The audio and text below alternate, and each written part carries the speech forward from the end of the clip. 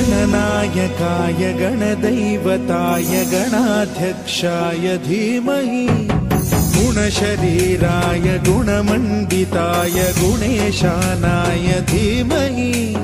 गुणातीताय गुणाधीशाय गुणप्रविष्टाय धीमहि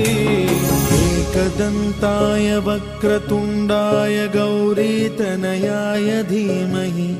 गजेशानाय भालचन्द्राय श्रीगणेशाय धीमहि